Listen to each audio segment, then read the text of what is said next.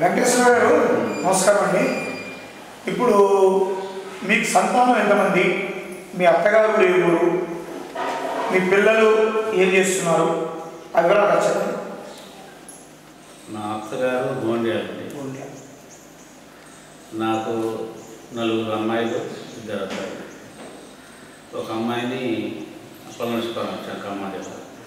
రెండో అమ్మాయిని ఊళ్ళోనే ఎవరు ఇచ్చారు? కమతం రాఘవయ్య గారు తమ్ముడు కొడుకు, అంటే కమ్యూనిస్ట్ నాయకుడు రాఘవయ్య గారి తమ్ముడు కొడుకు. మూడో అమ్మాయి కూడా ఊళ్ళోనే వచ్చాం, కనక సీతారామయ్య గారి మనవడు. వారి పేరు ఏంటండి? దాస్, సీతారామచంద్ర దాస్. తాతగారి పేరు పెట్టారు సీతారామచంద్ర దాస్. ఇక మొగలాయ కొడుకు కృష్ణాపురం వారు దీనికి సేతుమూల తరఫున వారు ధర్మకర్తగా ఉంటున్నారు ఫస్ట్ నుంచి. ఎందుకంటే వారు ఇక్కడ ఏదో విషయం పుట్టలో ఉందని ఏదో వారి కల్లో వస్తే ఆ రెడ్డి గారు దాని తరఫున వచ్చి ఆ పుట్టలో తీస్తుంటే ఆ బండి మీద వాళ్ళు ఎక్కించుకొని పోతుంటే ఇది ఇప్పుడు దేవాలయం ఉన్న చోట అడికి వచ్చి ఎడ్డు తొలగేసి అసలు కదలకుండా పారిపోయింది. కాకపోతే అప్పుడు ఇది ఎట్టి పరిస్థితుల్లో అక్కడికి రాదు, ఇక్కడే స్థాపిద్దామనే ఉద్దేశంతో కేశవ స్వామిని స్థాపించి రామాలయం పక్కన పెట్టి రామాలయంగా ఇది పేరు కలిగింది. ఇప్పుడు స్వామి వెంకటేశ్వర గారు చెప్పినటువంటి కట్రం వారితో నాకు కొంత పరిచయాలు ఉన్నాయండి. ఆ కట్రం వారిది అసలు ఊరు గుడిబండ. మరి గుడిబండ నుంచి గుడిబండలోనే గుడి కట్టాలని అనుకున్నారట. ఇది 400 ఏళ్ల క్రితం జరిగిన విషయం. అయితే 400 ఏళ్ల క్రితం గుడిబండలో గుడి లేదు, బండ మాత్రమే ఉండేది. ఈ గుడి కట్టాలన్న ఆలోచనతో ఆ ఊర్లో అనుకున్నారు కాబట్టి ఆ బండ ఉన్న ఆ ఊరికి గుడిబండ అనే పేరు వచ్చిందని పెద్దవాళ్ళు చెప్తున్నాం. గుడిబండలో ఈ మధ్య కొత్తగా గుడి కట్టారు. అయినా మీతో మరికొన్ని విషయాలు. మరి మన చందాల కేశవదాస్ గురించి మీరు చెప్పండి. చందాల కేశవదాస్ గారు నాకంటే బాగా మన ఊళ్ళో ఉన్న కందాల సీతారామయ్య గారు, యాదయ్య గారు, మా నాన్నగారు, ఈ మన గోపాలాచార్య గారికి మంచి అనుబంధం ఉంది ఆయన గారితో. ఆయన ఈ గుడికి రావటం, గుడి అభివృద్ధి కూడా ఆయన పాటుపడేవాడు ఒకటిగా ఉన్నాడు. ఆయన కొన్ని పుస్తకాలు కూడా రాశాడు.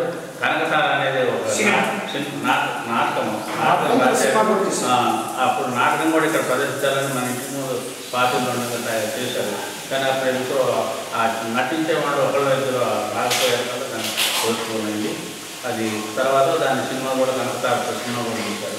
ఆ విధంగా ఆయన పెద్దవాళ్ళు తెలుసు. పెద్దవాళ్ళ ద్వారా నేను పోయిన కనుక ఆయన నాకు పరిచయం చూడగలిగాను. గణపతి శాస్త్రి గారు తెలుసు, నాకు పూర్వం చేశారు. రోజుల్లో పాల్గొన్నాడు, రజాకాల టైంలో పాల్గొన్నాడు. ఫస్ట్ మొట్టమొదటిసారి కాంగ్రెస్ జెండా ఊళ్ళో కట్టింది గణపతి శాస్త్రి గారు, నాకు తెలుసు. గణపతి శాస్త్రి గారు గురించి మీకు ఇంకా ఏమైనా విషయాలు తెలిస్తే చెప్పండి. కోదాడ పట్వారిగా చేశాడు కదా? పట్వారిగా చేశాడు. మరి మన ఊరి వారి తమ్మ వెంకటేశ్వరరావు గారు. అవును, తమ్మ వెంకటేశ్వరరావు గారు కూడా ఈ ఊళ్ళో ఉండేవాడు. ఈ ఊరే ఆయన తమ్మను ఉండబట్టే తమ్మ వెంకటేశ్వరరావు గారి పేరు పడింది. తమ్మ వెంకటేశ్వరరావు ఆయన పట్టువారి. ఆయన ద్వారా ఆయన కొన్నాళ్ళు చేయకపోతే మన గణపతి శాస్త్రి గారు గొప్ప చెప్తే ఆయన గారు చేశారు చాలా రోజులు. అయ్యా, మరి ఇప్పుడు మన ఊళ్ళో భద్రాచలానికి రాముడికి ఇల్లు కట్టినటువంటి వాడు కంచెల గోపాలు. మన ఊరి రాముడికి ఎన్నో కీర్తనలతో సమానమైన పద్యాలు రాసిన మన తమ్మన గోపన్న. మరి భద్రాచలంలో కంచెల గోపన్నకి ఏ రకంగా ఆరాధన ఉత్సవాలు, జయంత్యోత్సవాలు చేస్తున్నారు.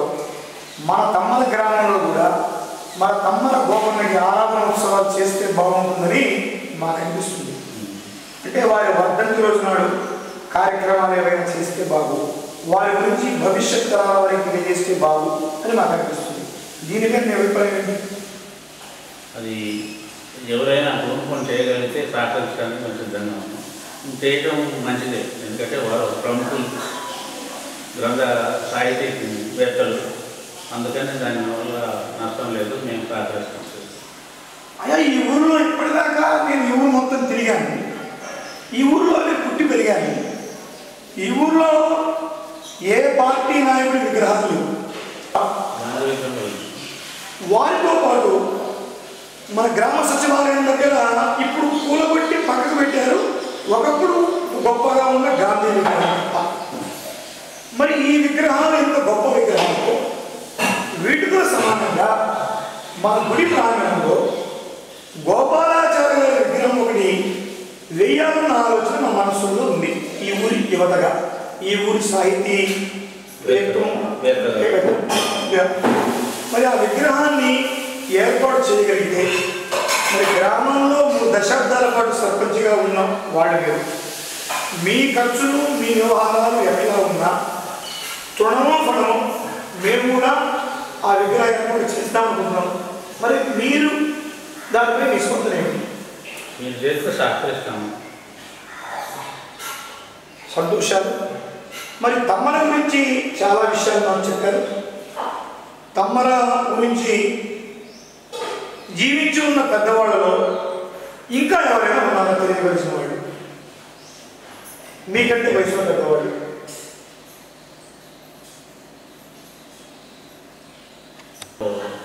విషయాలను తెలిసిన వాళ్ళు లేదనుకుంటారు. అయితే అచ్యుతరామయ్య గారు మీకంటే వయసులో పెద్దవాళ్ళు, వారు పరామర్శించారు కదా. అచ్యుతరామయ్య గారు తమ్మ నందు అచ్యుతరామయ్య గారు మా మిగతా వారు ఉన్నారు కదా, వారు గుడిమండలో ఉంటున్నారు. వారు కొన్ని విషయాలు చెప్పారు మాకు. వారు చెప్పిన విషయాల ప్రకారంగా మన తమ్మల గురించి కాకుండా బండపాల గురించి మీకు తెలిసిన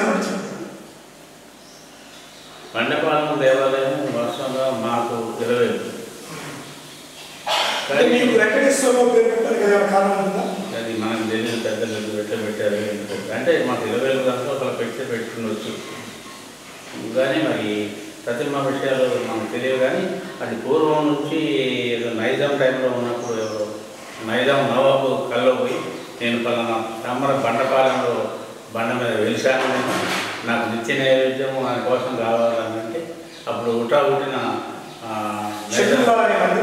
చంద్రుదాలని మంత్రిని పంపించి బండపాలెం ఎక్కడ ఉన్నదో చూడాలి, దాన్ని తీసుకురామని చూసి పంపితే వారు వచ్చి ఇక్కడ దీన్ని కనుగొని దానికి పోతే దానికి నిత్య నైవేద్యం కింద కొన్ని ఎకరాల భూమిని దాన్ని మంజూరు చేసి అప్పుడు అర్ధన రోజుకు దిట్టం అంటారు. దిట్టం అంటే ఖర్చులు, దేవదేవ నైవేద్యం ఖర్చులు. దిట్టం అర్ధ రూపాయి అని అది సరిపోయేవి కాదు.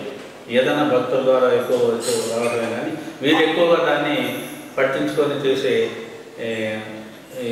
అర్చకులకు కష్టం లేదు. విషయం మన తమ్మర గోపాలాచార్య గారు కూడా అర్చకత్వం చేశారు. మొదట అర్చకత్వం వాళ్ళది వీలునామా ఇది ఉన్నది. దాన్ని ఏమంటారు, దాన్ని ఉంటారు అక్కడేమో స్థానాచార్యులుగా ఉన్న ముడుపు వారు పూజారులనేమో వీరు. అయితే ఇప్పుడు ఇక్కడ తమ్మల గుడి బాధ్యతలు ఎక్కువగా ఉండడం మూలన వారి అర్చకత్వం మానుకొని ఇక్కడ ఉండి ఉండవచ్చు. అయితే ఈ బండపాలెం తమ్మల అలవాళ్ళ గురించి మనం చెప్తారు. అల్వాల్పురంలో అసలు రామాలయం లేదండి ప్రస్తుతం. అదో ఏదో ఒక రాయి పెట్టుకొని ఆ మధ్యలో ఒక మిద్దెలాగా, మట్టి మిద్దెలాగా ఉండేది. ఆ మిద్దెలాగా ఉంటే దాన్నే వాడు రామాలయంగా ఆ రాయిగా కొలుసుకుంటూ ఉండేవాడు.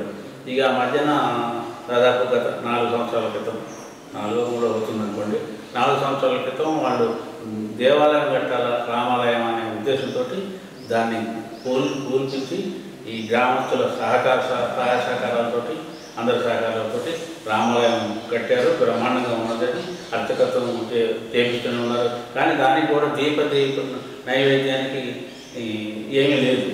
అంత ప్రాంతాల మీదనే వాడు దాన్ని నిర్వహిస్తూ వస్తున్నారు ఇయ్యాల వరకు కూడా. కానీ దాన్ని ఈ మధ్యన గవర్నమెంట్కి ప్రపోజల్ పంపించాము. దాన్ని కూడా పట్టించుకొని చేయాలని. మరి ఇక గవర్నమెంట్ ఏం చేస్తుందో అది చూడాల్సిన అవసరం. మరి ఆ ఊళ్ళోనే ఆంజనేయ స్వామి అది కూడా ఆంజనేయ స్వామి దీనికంటే ముందు కట్టారు. ఏది రామాలయం కంటే. అది అప్పుడు అంతా గ్రామస్తులు కలిసి కొట్టారు. ఇక్కడ కనగాల వేదయ్య గారు ఉన్నాడు. ఆయన దానికి 1 ఎకరన్నర దారాదత్తం చేశాడు దీపం. దాంతో అది కూడా నడుస్తూ ఉన్నది. కానీ ఈ రెండింటినీ కూడా గవర్నమెంట్కి హ్యాండ్ ఓవర్ చేసుకోవాలని విన్నవించడం, పంపించడం జరిగింది. వారి వేదయ్య గారు కొడుకు కుమారుడే ధర్మయ్య గారు. వారికి మీరు బంధుత్వం ఎట్లా? వారికి మీకు బంధుత్వం ఏం లేదు. ఒకే ఇంటి పేరు. ఓకే, వారేమో ఒక ఇంటి పేరు, మనం ఒక ఇంటి పేరు. మీరు సామాన్య వారు అందరు కాకపోతే అంతా మనం కలిసిమెలిసి ఉండేవాళ్ళం కనుక ఇక అందరి బంధుత్వాలే. ఇప్పుడు మంచి చేసిన వాడు ఎవరున్నా బంధుత్వం. మరి ఈ ఊళ్ళోనే ఈ కనగాల జనార్దన్ రావు అని కనగాల వాళ్ళు ఉన్నారు. వాళ్ళు తర్వాత సామాన్య వారు కొన్ని కుటుంబాలు, మరికొందరు ఈ ఊళ్ళో బొల్లు వారు ఉన్నారు. అట్లాగే ఈ ఊరు మొత్తం కూడా మనకు బత్తినేని వారు ఉన్నారు. ప్రస్తుతం ఉప సర్పంచ్గా బత్తినేని హనుమంతరావు అనేటువంటి వ్యక్తి ఉన్నారు. మరి ఈ ఊళ్ళో మొత్తం ఎక్కువగా మీ కమ్మ కులస్తుల యొక్క కమ్మటి సమూహాలు ఉన్నాయి.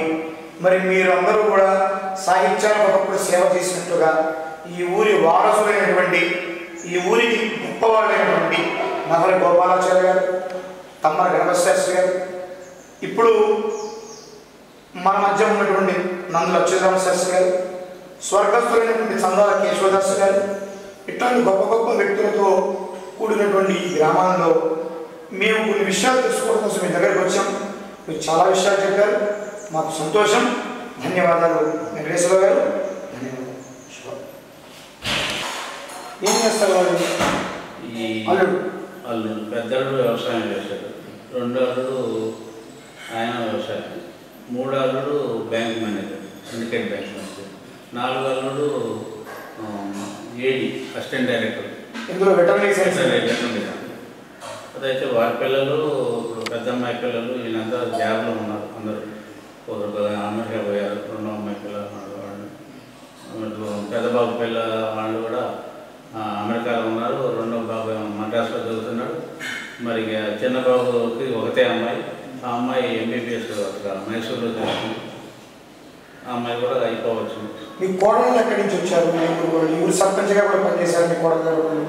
పెద్ద అమ్మ పేరు రమేష్, కోడలు కాపు గారు.